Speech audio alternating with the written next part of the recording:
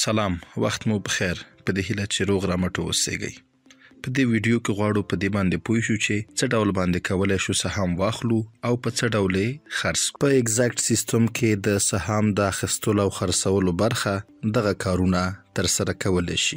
د توکو اخیستل او همداراز د توکو خرڅول، په نقده ډول اخیستل او په حساب باندې خرڅول، او همداراز د پیسو رسید. د دغه چارې د تر سره کولو لپاره ایگزیکټ سیستم پرانیزو، وروسته خپل ډیټابیس خلاصو او غواړو په لومړۍ برخه کې د توکو اخیستل زده کړو. د دغه کار د تر سره کولو لپاره په دغه برخه کې په ذخیره باندې کلیک کوو. دلته لیدلی شو چې له مخکې 2 توکي ثبت شوي دي. د نوي توکي د اخیستلو لپاره په اخیستلو برخه باندې کلیک کوو. کله چې دغه برخه پرانیستل شوه، د دې لپاره چې موږ غواړو په نقده ډول باندې یو څه واخلو، نو له کمپنۍ څخه برخه کې 3 لیکو چې مستقیما خزانه انتخابیږي. لاندې د توکي په برخه کې د دې لپاره چې موږ غواړو کتابچه واخلو، صرف باید کاف ولیکو ترڅو کتابچه راشي او انتخاب کړو. د مقدار په ځای کې موږ غواړو چې 60 بستې کتابچې واخلو، نو 60 لیکو چې د بیې په برخه کې موږ ته ښودل کیږي چې د هر کارتن یا د هرې بستې نرخ 800 دی چې مجموع هم 14,000 افغانۍ کیږي. او دغه پیسې موږ په نقدي ډول باندې له خزانې څخه ورکوو. په پای کې په ثبت باندې کلیک کوو او په دغه ډول کولی شو چې یو توکی په نقده پیسو باندې واخلو. او که غواړو چې له یو حساب څخه څه واخلو، نو یو ځل بیا په اخیستلو برخه باندې کلیک کوو. له کمپنۍ څخه برخه کې د احمد نوم لیکو، ځکه موږ غواړو چې له احمد سره یوه قرض معامله تر سره کړو. که احمد اکاونټ نه لري، په جمع علامه باندې کلیک کوو او وروسته په دغه برخه کې کمپنۍ انتخابوو او په جوړولو باندې کلیک کوو چې په ډیره اسانه توګه باندې ورته یو اکاونټ جوړولی شو. همداراز راځو د توکو په برخه کې غواړو قلم واخلو، مثلا 10 بستې اخلو، او همداراز موږ غواړو چې له همدې شرکت څخه کتابچه هم واخلو چې د دوم توکي په برخه کې مثلا موږ غواړو کتابچه ولیکو. د دې ترڅنګ غواړو نور معاملې هم له دغه شرکت سره تر سره کړو او نور توکي واخلو. په لاندې برخه کې کولی شو ولیک، او د دې لپاره چې دغه معامله ثبت کړو، په خوندي برخه باندې کلیک کوو. او په دغه لاندنۍ برخه کې کولی شئ وګورئ چې موږ له احمد څخه 2 توکي په یو وخت کې اخیستي دي، هم مو قلم اخیستی دی او هم کتابچه.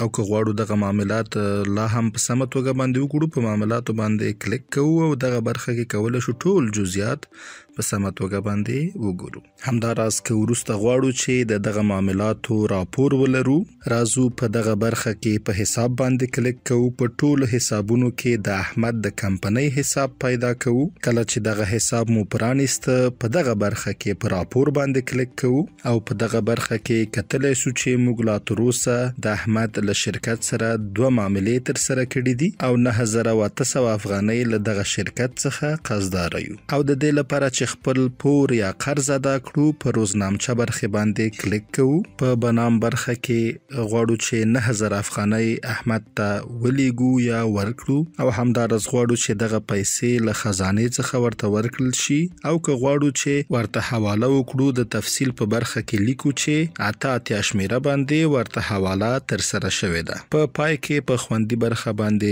کلیک کوو او دلته لیدلی شو چې موږ اوسمهال 800 افغانۍ له احمد څخه پوره وړي یو او نور قرض ادا شوی دی. او په دغه ډول کولی شو چې موږ په نقد یا هم قرض ډول باندې څه واخلو. دوهمه برخه د توکو خرڅول.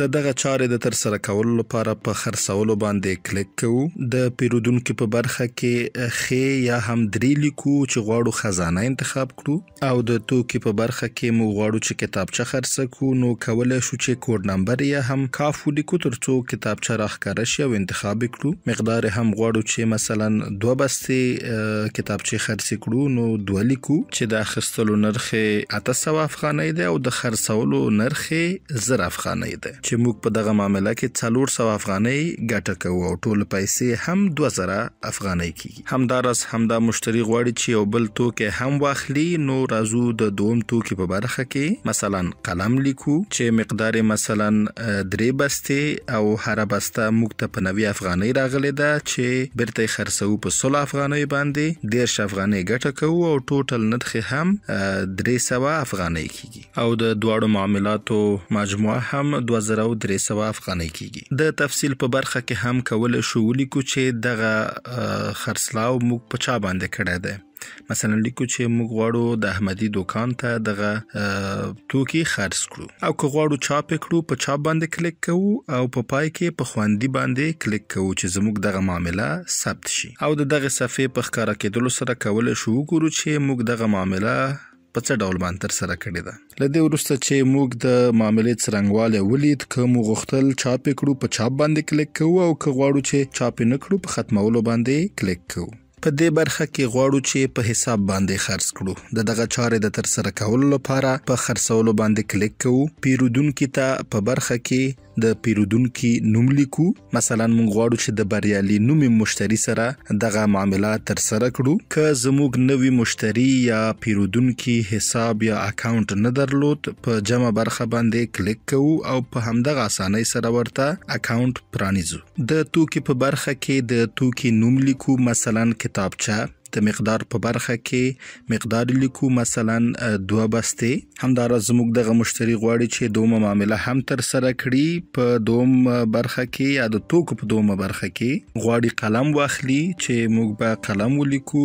د مقدار په برخه کې هم غواړي چې یو بسته قلم واخلي، نو یو لیکو چې ټوټل دغه مشتری له موږ نه 2000 افغانۍ توکي اخیستي دي او په پای کې په خوندي کولو باندې کلیک کوو چې په یاد ډول باندې دغه معاملات تر سره کیږي.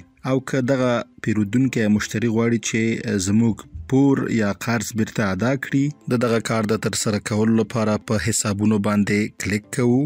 د حسابونو په برخه کې د بریالي نومي مشتری یا پیرودونکي حساب پیدا کوو او کله چې دغه حساب مو پرانیسته، په دغه برخه کې لیدلی شو چې 2000 افغانۍ بریالي نومي مشتری له موږ نه قرضداره یا پوره وړی دی. د دې لپاره چې دغه پیرودونکي پیسې واخلو، په روزنامچه باندې کلیک کوو.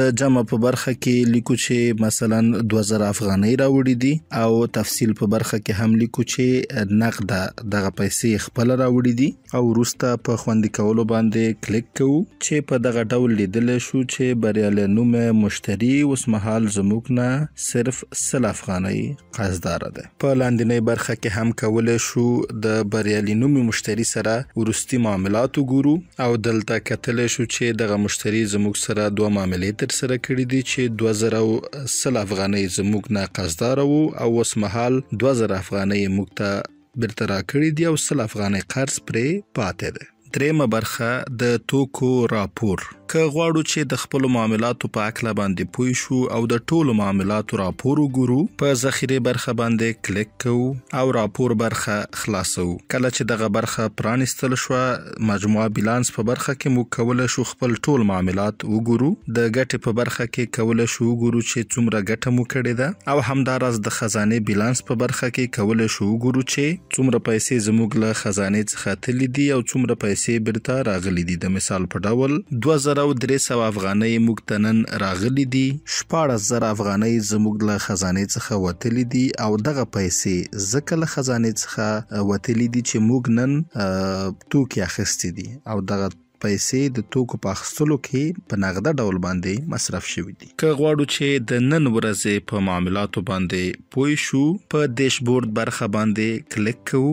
د روزنامچې د معاملې په برخه کې کولی شو وګورو چې نن مو اخیستلو او خرڅولو په برخه کې درې معاملې تر سره کړي دي. همداراز که غواړو چې د ذخیرې راپور په هکله باندې هم پوه شو، د ذخیرې په راپور باندې کلیک کوو او په دغه برخه کې کولی شو وګورو چې څه مو اخیستي دي او څه مو خرڅ کړي دي. د توکو د مقدار په برخه کې کولی شو وګورو چې موږ 13 بستې کتابچې اخیستې دي، 15 مو خرڅې کړي دي او 15 بستې کتابچې لا تر اوسه پورې زموږ سره پاتې دي. د دې ترڅنګ موږ 20 بستې قلم اخیستې دي او 4 بستې مو خرڅې کړي دي چې 14 بستې لا تر اوسه پورې زموږ په ګودام یا ذخیره برخه کې پاتې دي. او د توکو په برخه کې کولی شو وټاکو چې د کومو توکو راپور غواړو وګورو، د مشخصه یو توکي یا 2 توکي یا ټول توکي. د مثال په ډول باندې که موږ غواړو چې د قلم معاملات وګورو، د توکو د بیلانس په برخه کې ګورو چې موږ د 1300 افغانیو قلم اخیستی دی، د 400 افغانیو قلم مو خرڅ کړی دی او د 1400 افغانیو قلم زموږ سره پاتې دی. که غواړو چې دغه معاملې ګټه هم وګورو، د ګټې مجموعه په برخه کې ګورو چې د قلم د خرڅېدلو نه زموږ ته 40 افغانۍ ګټه پاتې ده. همداراز د توکو د مقدار په برخه کې کولی شو وګورو چې څومره توکي موږ خرڅ کړي دي او څومره توکي له موږ سره پاتې دي. یو بل څه، که تاسو ایگزیکټ سیستم نوی انسټال کړی دی او غواړئ چې د ګودام لومړنۍ موجودي پکې ثبت کړئ، باید دا کار تر سره کړئ. لومړی په دغه برخه کې په نوي برخه باندې کلیک کوو. د نوم په برخه کې مثلا مونږ لیکو چې پنسل، د اخیستلو نرخ 100 افغانۍ او د خرڅولو نرخ 120 افغانۍ او په خوندي باندې کلیک کوو. او که غواړو چې د پنسل لومړنۍ موجودي په سیستم کې ثبت کړو، په پنسل باندې کلیک کوو. د اخیستلو برخه پرانیزو. کله چې دغه برخه پرانیستل شوه، له کمپنۍ څخه په برخه کې موجودي اول لیکو او په مثبت علامه باندې کلیک کوو او کمپنۍ ټاکو. په همدغه ډول باندې باید ثبت کړو، یعنی نوم باید موجودي اول وي. همداراز په لاندنۍ یا د توکو په برخه کې راځو. د مقدار په برخه کې د لومړنۍ موجودي مقدار لیکو. د مثال په ډول باندې موږ 50 بستې له پخوا څخه درلودلې چې کولی شئ وګورئ په خودکار ډول باندې سیستم بیه او همداراز مجموعه نه ده ټاکلې او موجودي اول ثبت کړې ده.